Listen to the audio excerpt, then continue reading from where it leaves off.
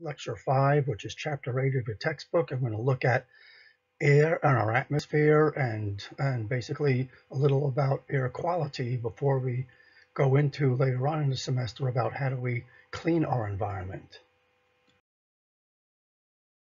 So in this chapter, what we're going to do is look at basically a little about what I'm going to call the anatomy of the atmosphere and where our biosphere fits into this.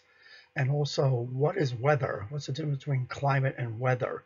And why does this change? It's important for us in environmental science to understand the factors that create weather so we know better how to predict it, and even in some cases using a science called geoengineering to manipulate it to correct things that we've done in the past. So this will also include atmospheric circulation and explain why a lot of things like why hurricanes form and how global climate change could affect that. Then I'm going to dig a little deeper into pollution. I'm going to see a supplemental video about air pollution too that looks at the major types of pollution, including a major one that's been around for many years called acid rain. So when we start thinking about the atmosphere and the breathable air, a lot of people just think that our atmosphere is composed of oxygen, and it's not really true. Actually, most of the air we breathe contains anywhere from about 75 to 80-something% nitrogen gas. Now, nitrogen gas is what we call inert. That means it doesn't have a chemical effect on us. It actually dilutes the oxygen. So it's not toxic to us, actually, because high levels of oxygen can actually be destructive to the body and almost act like bleach and would react with other molecules to basically tear our chemistry apart.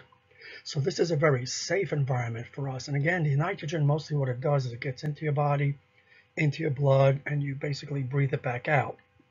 The only time you run into issues with nitrogen, if you go up too fast in an airplane, I mean, you have to be faster than a commercial airplane, or when you're diving, you might end up with nitrogen bubbles in your blood if you were sent from diving too much. Now, the critical gas for us is oxygen gas, and that's about 20%, what we sometimes call 1 atmosphere, which is the perfect ratio for many creatures to stay alive. And then we find other things in the atmosphere, including certain types of gases, water vapor, methane, and particularly an important one is carbon dioxide, which is found in about very tiny amounts. And usually we pay attention to this carbon monoxide. It's usually found in about 0.0%, which is a fraction. But you need that percent to be a little high so that the Earth does have a blanket effect on it, that this low level of carbon dioxide does help to keep us warm. Too much warms us more. Too little could actually really create some problems as far as regulating temperature and also ultraviolet light that comes to the planet.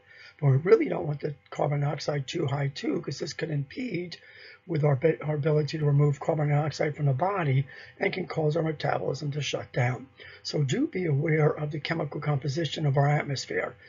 And basically this concentration kind of spreads out as you get higher in altitude.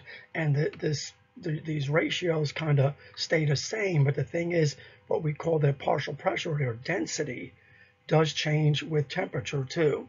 So very cold air is much easier to breathe because the molecules are closer together and you have better access to them, versus warmer air. You still have the same ratio of these gases, but your relative pressure is less because you don't have as much access to these gases, particularly the oxygen. Another way to look at the atmosphere is to look at the pressure that the atmosphere puts on us. So when we look at this concept of atmosphere, the atmosphere is all the space above our head that goes up to, 50,000 kilometers, to a point where you're literally in outer space.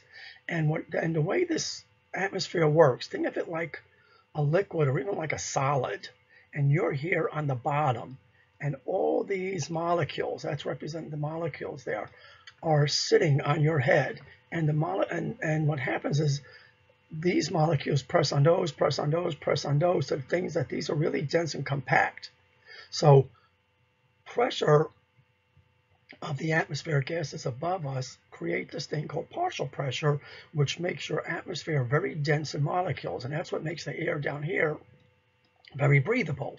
When you start getting up here, to airplane depth, this gets enough to the point where there's not enough molecules in the air for you to capture enough oxygen to actually breathe.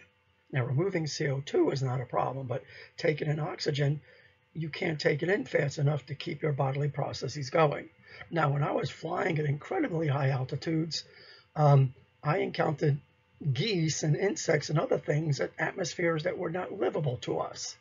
So just when we think about atmospheric pressure, just think about the livable environment for us exists as a shield called the biosphere, where creatures live in a thin skim of Earth, in which they get many of their atmospheric gases, but also other conditions such as temperature and radiation levels that makes the crust of our Earth very livable. And again, we measure this pressure in something sometimes called atmospheres, ATMs, or milligrams of mercury, or in barometric units of other types. Now, another important component of our atmosphere is the temperature of the atmosphere and the radiation levels. And we mean by radiation is that can be anything from X-rays to visible light, which is a form of what we call electromagnetic spectrum, ultraviolet light, which goes from near to far, and these lower numbers tend to be very destructive to our molecular chemistry. Some of these also tend to burn the skin and could alter our DNA. And X-rays is basically related to things called gamma rays, which can do harm to the body. So luckily, as we look at our atmosphere, part of the gases, the atmospheric gases, and also dust and other things in our lower levels of atmosphere, that means the mesosphere and stratosphere, which we'll look at in a little while, they absorb this radiation. So if our atmosphere becomes thinner, and that could mean even the air temperature overall gets warmer, these things can leak through. Cloud cover can block these things too, but cloud cover could also trap heat, which is trying to get out, and that could warm the Earth.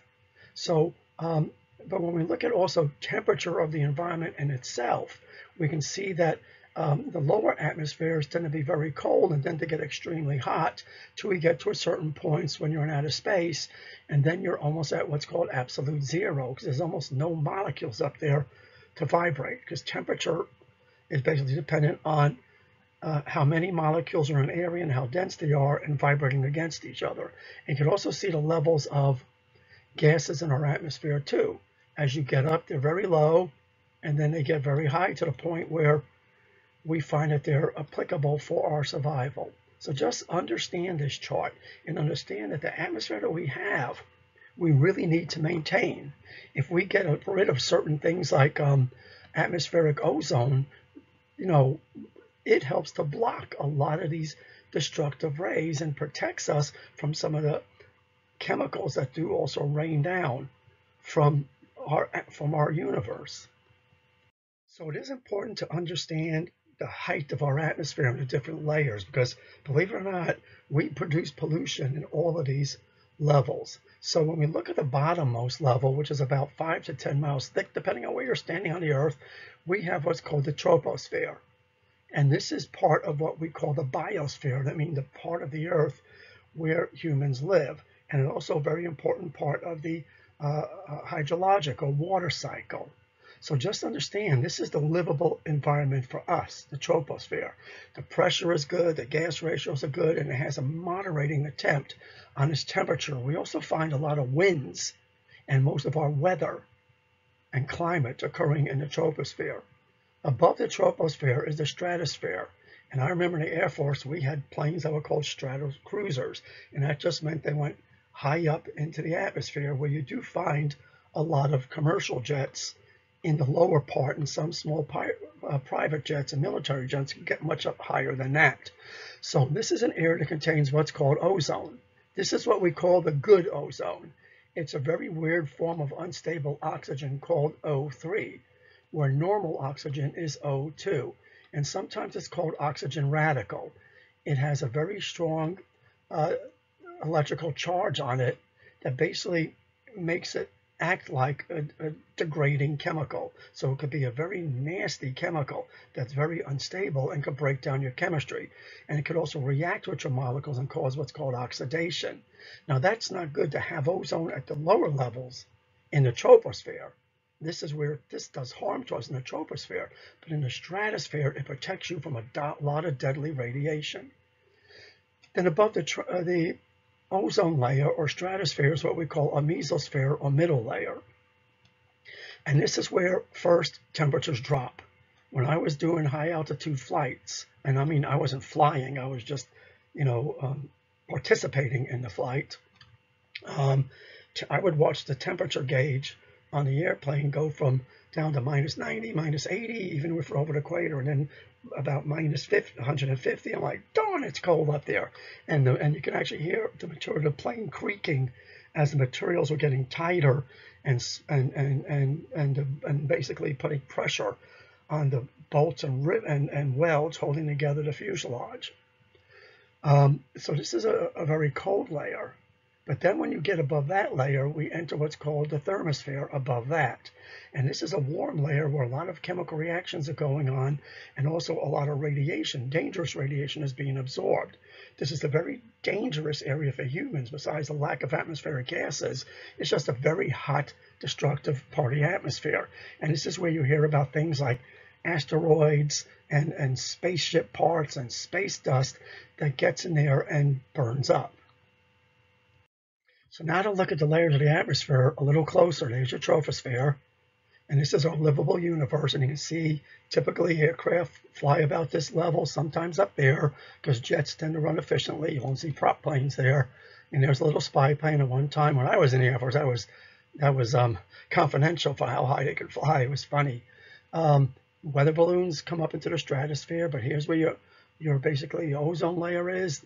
This is called the upper atmosphere, and if you ever eventually get to fly in a spaceship, commercial spaceship for space tourism, this is the layer you usually go into right about here, usually not too much higher, okay, because this is what we sometimes call suborbital tourism flight. There's your mesosphere, which, look at the temperature, it drops off very dramatically, and then the temperature elevates as we go to the thermosphere. The thermosphere now we're looking at, you're getting close to outer space, which is a little legally higher than that. But we do find satellites up here in what are called sometimes suborbital or orbital flights. So suborbital just means that they kind of, the ship eventually comes down from orbit. This means they continue in orbit based on how they were set up and maybe little adjustments to their movement. So, and this is why you can see the International Space Station almost from Earth, because it's very low. We do have high altitude satellites too. Now, guys, when we look at pollution, 90% of our pollution occurs in the troposphere. And that's a problem because you breathe in the troposphere, it becomes part of the winds that spread across the Earth and part of the hydrologic cycle. When you start getting into more stratospheric pollution, now we're looking at things that can destroy the ozone layer. That means certain chemicals like freons, refrigerants, certain types of propellants, and microscopic motor oil particles can get up here and destroy the ozone, which can be destructive to the Earth. And then we have mesosphere and thermosphere pollutants that literally come from space travel and also from natural meteorites when they start to burn up and the parts burn up. And those rain down sometimes as iron dust or other materials. And some of the stuff that comes from the satellites are radioactive and contain toxic metals that rain down on us and settle eventually and then get into the tropospheric winds and into the hydrologic cycle. So in current history, since the advent of spaceflight, we have sent up tens of thousands of objects into this area of space, and is creating quite a lot of pollution that we don't know the full implications of yet. So a little earlier in the semester, we discussed this whole idea of abiotic factors. So what do we rely on the troposphere for, and basically the rest of our atmosphere, is it helps with the oceans. We've learned to determine weather, and weather means, like when we look at a forecast, it's a daily routine of precipitation or amount of sunshine or amount of solar radiation hitting the Earth, or sometimes even conditions like the amount of ozone in our troposphere from pollution. Climate, again, are long-term averages for weather conditions that are based on past models that we use to predict current patterns. And and usually it's a 30-year average, which we're finding out now with global climate change.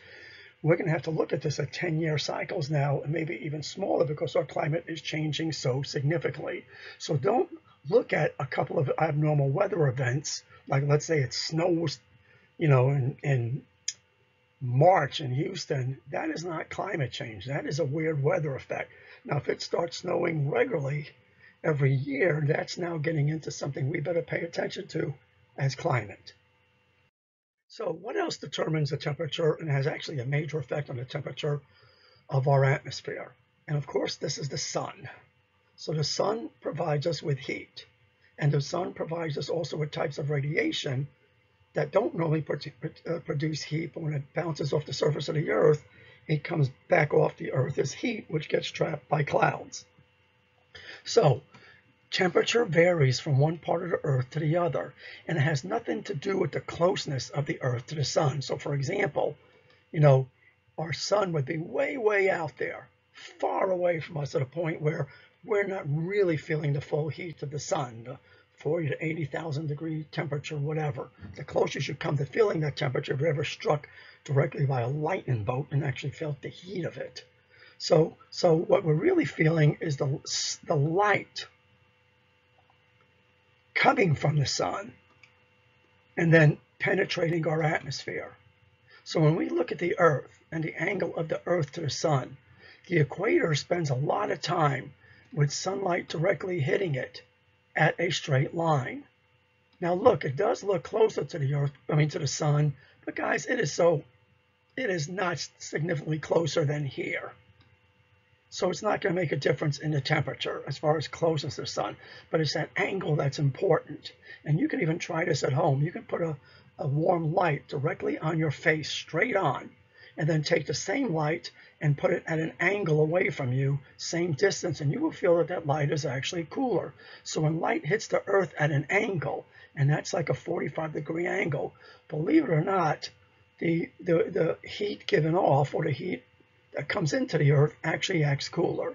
So the more you get away from the equator, as long as the earth is at a perfect axis to the sun, the cooler you get. Now the earth does change in its angle from season to season, and this is why sometimes these hotter areas move up or move down, depending on where this angle is sitting compared to where the equator is. And usually the equator rocks within its own area where most of the sunlight is straight on.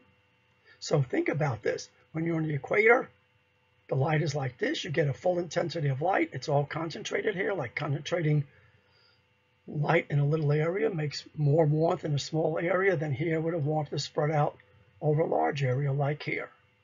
So if you did not understand it, don't fret, but just know that the angle of the light that hits you from the sun determines the temperatures of a region to be cooler towards the poles, and the more that angle gets, like here, you get almost no heat coming from the sun, very little, enough just to, keep it from being very, very cold in those areas, colder than they are now.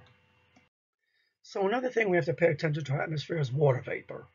Water vapor is, of course, part of the hydrologic cycle, so we need it for the production of precipitation and also for water to collect as it evaporates or transpires from the earth into the atmosphere. Water vapor has a shielding effect on the earth. It acts almost like a blanket. So water or water vapor and carbon dioxide, and you can also learn later methane. Some people call it methane, and both pronunciations are correct. Okay, so all of these act like blankets that when sunlight comes down to the earth, that sunlight bounces off as heat from the earth, and this traps it. So water vapor provides us with precipitation, provides us with humidity that we need to help regulate our bodies and to make our atmosphere more breathable, and it also regulates the concentration of oxygen and other gases in our atmosphere. So humidity is measured in several terms, which are very confusing.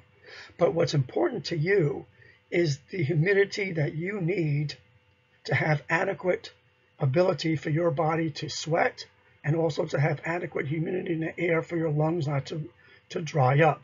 So air can be too dry and it can dehydrate you, or it could be too humid and it could prevent your body from cooling. And I've seen situations where the air temperature was 80 degrees and the humidity was so high that people literally died because their sweat could not evaporate from their body. And this happens a lot in industry, particularly where people have large tanks and containers that going into, like the petrol industry, or sometimes someone's cleaning a water tank or another type of industrial tank, and it's so temperature is not always the killer. A lot of it is the relative humidity compared to that temperature that can do that. So do read up about this in your book about these terms. We're not going to go too much detail into them, but know that each creature has its own range of tolerance of the humidity it needs, as well as the atmospheric gases it needs to survive. So how do we put all this atmosphere stuff together? And probably what's most important for you to understand when we look at environmental science is how we use this in weather prediction, so we can look at, this whole idea is, how do we know climate is changing? How do we know when weather patterns are not what they're supposed to be, and things like that? So when we look at weather forecasts, usually you'll hear them talking in terms of highs and low pressure, which is also called, again, barometric pressure. This is a way of looking at temperature of air in these pockets that travel through various atmospheric winds, and even in just little cyclones of themselves. So this is looking at a typical weather map, and here's a low front, which means the pressure is low and usually associated with warmer temperature, where the pressure is real high, and usually associated with colder temperatures. High because the air is dense, low because the air is not dense, because as air warms up, the molecules spread out and give it less density, or in effect less weight.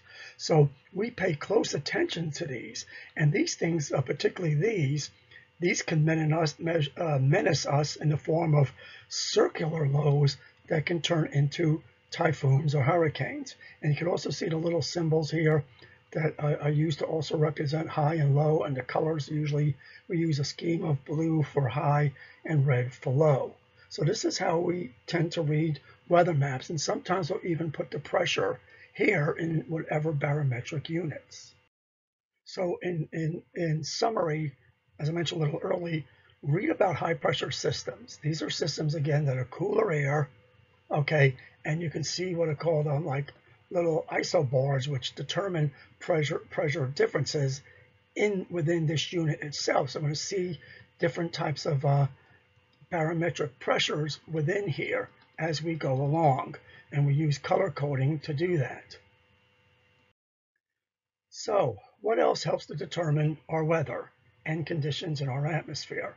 And we discussed this a little earlier with oceans, but lakes and land effects also have big effects, because wherever you find a body of water, particularly a large body of water, when solar radiation comes down to the earth, bodies of water tend to absorb that and actually store that heat. They don't give it off. When we have something like land, so let's say this is a piece of cement or a top of a building, as radiation comes in, that radiation slightly absorbs into that hard surface or the land, but much of it is given off in the form of heat. So when we look at so if you're near an area with a lot of water, you tend to have a cooling effect from the sunlight coming down versus an area of a lot of land. And the color of the land makes a big difference too on how the light is reflected or absorbed. So darker surfaces tend to absorb more heat and then release it quickly when it's cooler, and lighter surfaces tend to not absorb heat, so they stay cooler to the touch, but the air above it is much warmer. And this is a great physics thing you can look up, but don't worry about it. So just know that water and land make big differences. And when the land is dark, it tends to hold that heat into the soil, into the material, and release very little during the sunny part of the day, but a lot at night. So a city, the streets feel very warm, and at night the streets give off a lot of heat, versus an area that's like colored white or very reflective. It gives off the heat as the sunlight is hitting it, but at night it tends to be cooler. So oceans work together with land and other bodies of water, and also work with the sunlight that's coming to the Earth. That means whatever angle it's coming at. Is it straight?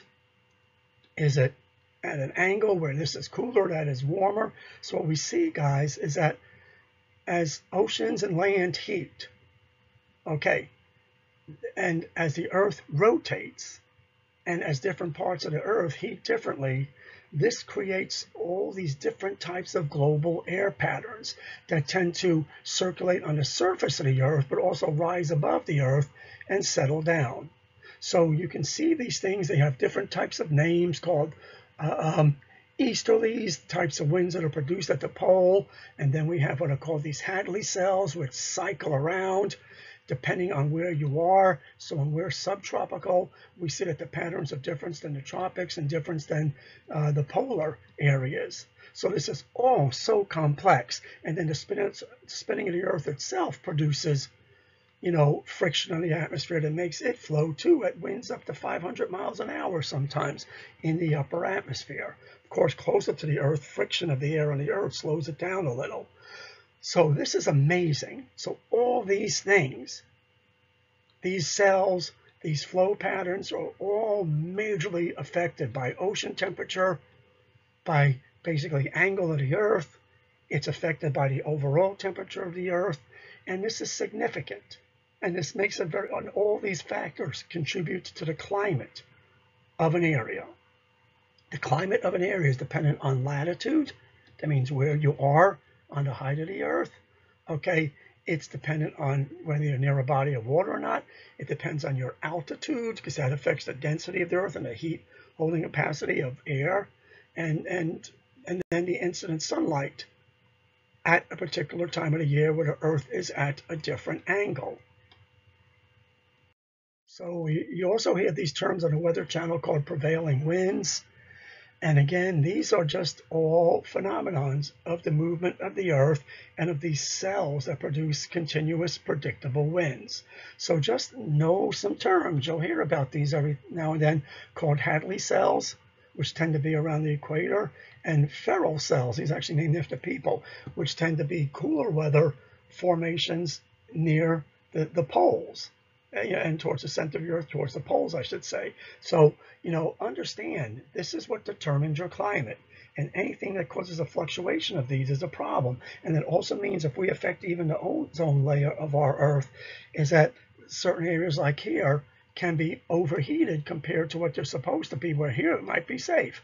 So depending on localized ozone thickness could make for a change in these Hadley or feral cells. Humidity can have impacts too on how temperature is transferred through these cycles.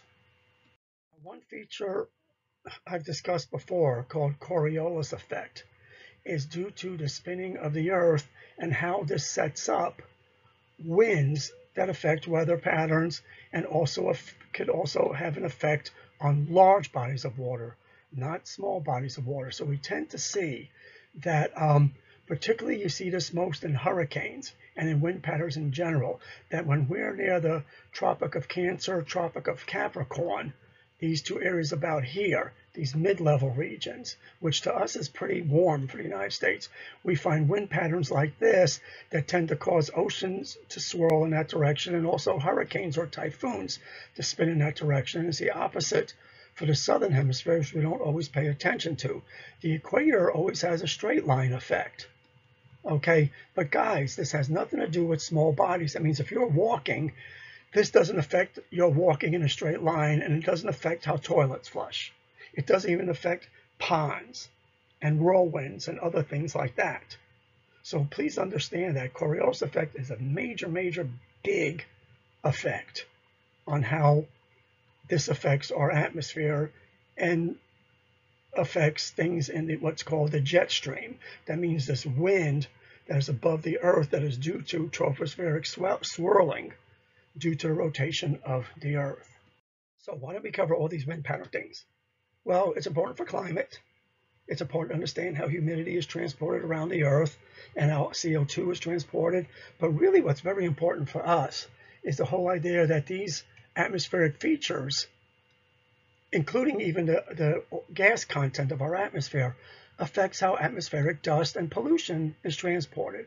And guys, and we know atmospheric dust is a natural thing, but also humans can do things that create too much dust, particularly when we farm, we disrupt soils, we deforest areas. This dust can travel. And we do know that in the United States, we tend to get dust storms that sometimes come from California to us, and sometimes even come across from Africa to us. And some of this dust is natural.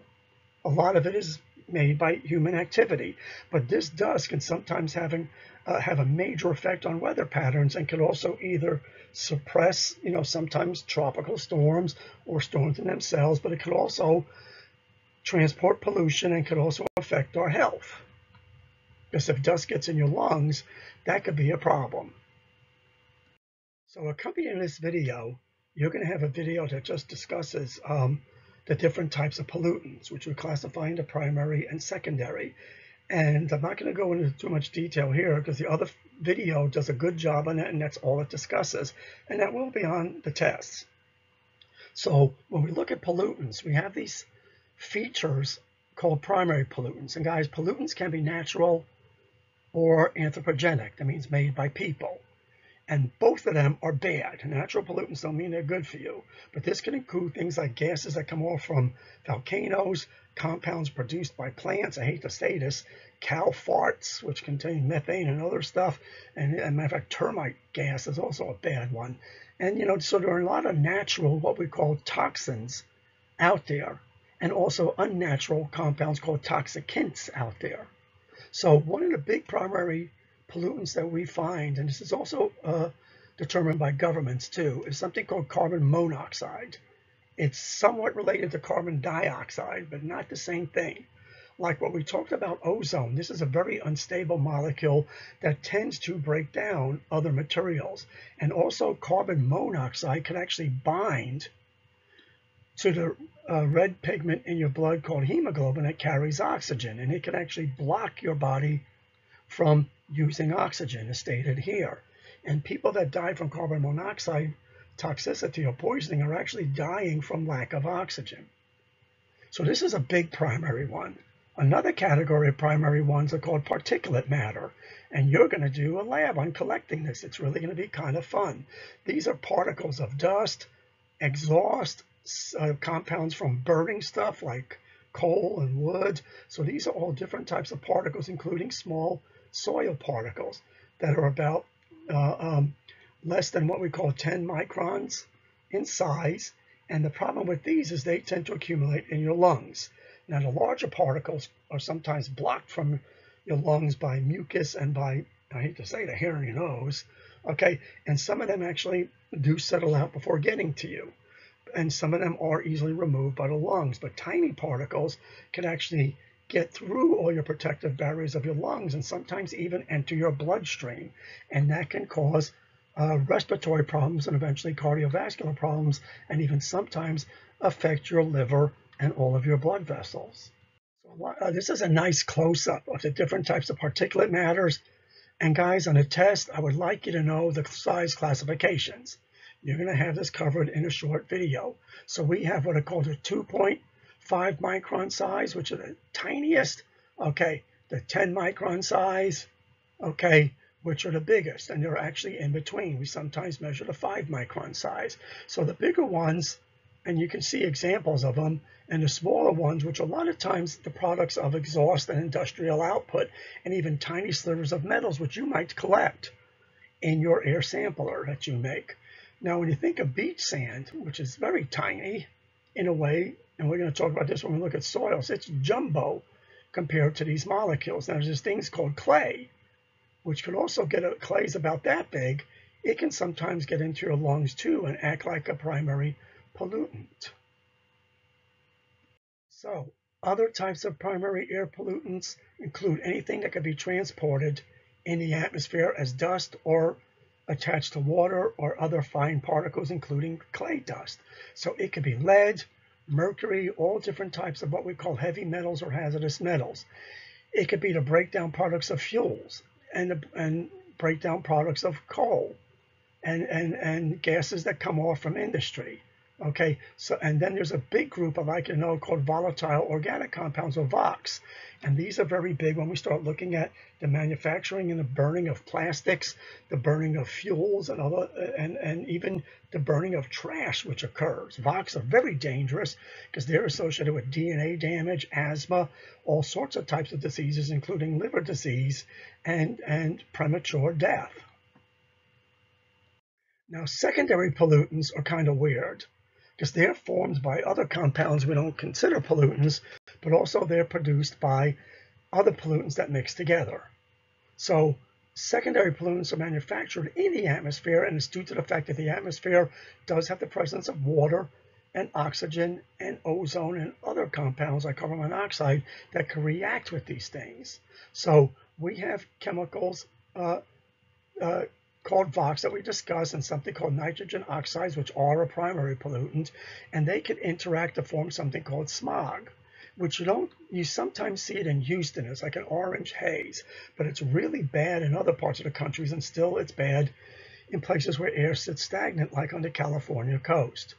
Okay, so and then we also have ozone can interact with other compounds too to make complex smogs. And you'll hear about this in the video that talks about the secondary pollutants. So another area of atmosphere that's very subject to pollution is the stratosphere, which contains our ozone layer. Now, the thing is that this is what we call the good ozone, not tropospheric ozone, but stratospheric ozone.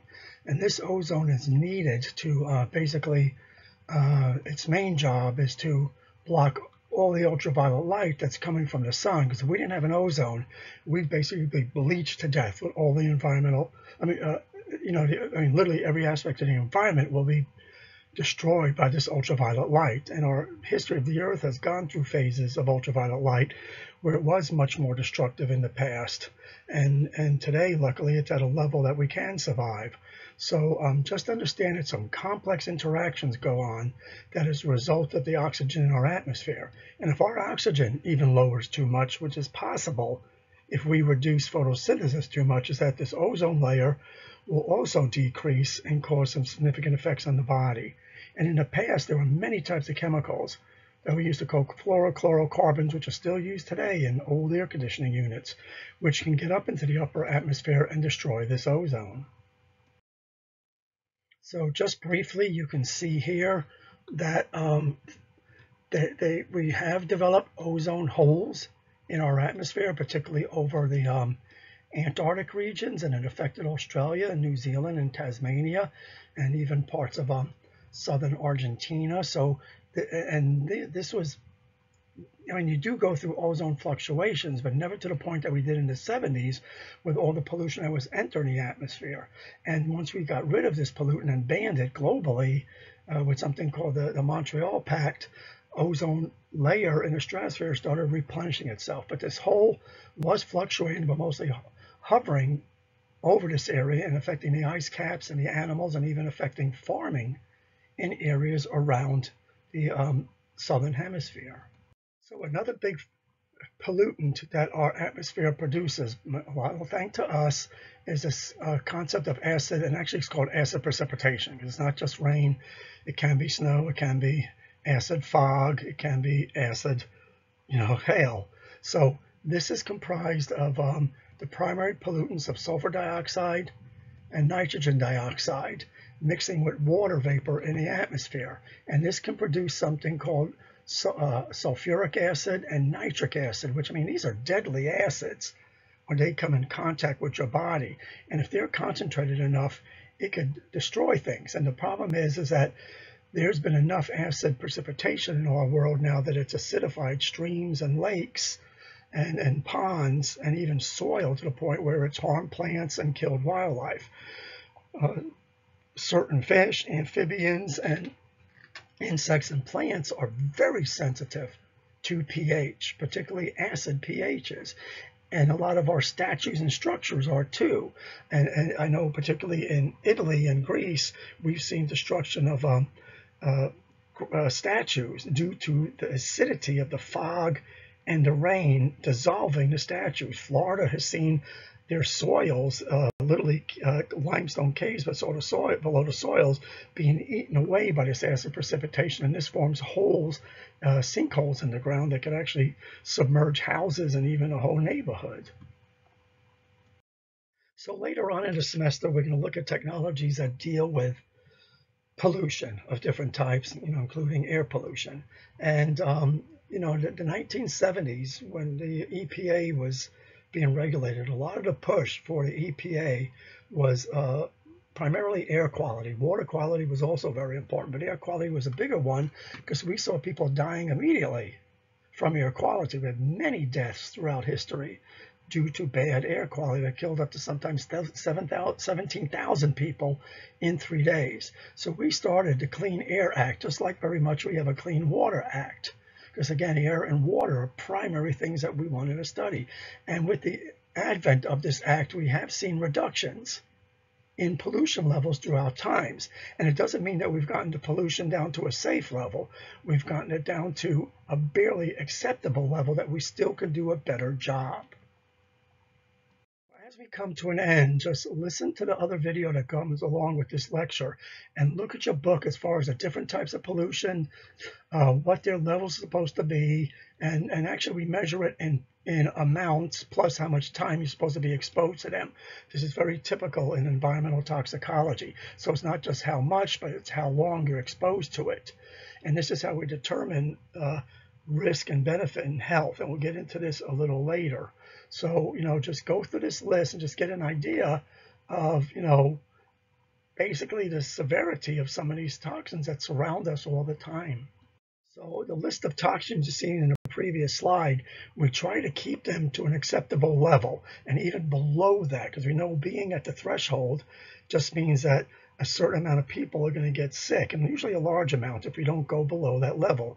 If we want nobody sick, we'd have to have darn pure clean air, and it's almost impossible to do. So we have the Clean Air Act, the Energy Policy and Conservation Act is branched off from that because we know that most of our pollutants come from energy usage, which we'll see a little later in the semester. And our book takes us also into 1990s, where we've had various amendments that unfortunately right now are being rolled back. And this is going to happen from president to president, administration to administration. Sometimes they tighten the laws, sometimes they loosen the laws, sometimes we change the thresholds and the acceptable limits, and that's all part of how our government operates, because a lot of this is when we start looking at pollution control, it costs a lot of money to clean up pollution and prevent pollution. And sometimes with the prevention of pollutants, it does affect the economy, and it can make certain things expensive, like petrol and plastics and other stuff. So we got to think about this fine balance between having people dying in the street to have this wonderful economy, or have an economy that is a little less friendly, but having cleaner air that's affecting fewer people. And to close this lecture, I'm going to put you on a guilt trip, because all air pollution comes from us. It's a supply and demand market on how much energy you require to live and on the environmental footprint. So we have one of the highest environmental footprints per capita, per person. And that makes a big difference in the world, and we're big contributors to air pollution. So we got to think about the steps that we need, that we're really willing to do. So I am not ready to ride my bike to work, and I definitely can't walk to work. So I currently use a car that has pretty reasonable gas mileage. We can plant trees and restore forests, but there's costs and benefits to that. It's very expensive to live in an energy saving house, but the thing is that some people could afford it, some can't. And whenever we're trying to clean the environment, there's always a cost, and sometimes poor people can't be part of that because they can't afford the measures, and they're the ones that suffer from the pollution in their areas. So on that note, I'm done with this. Bye.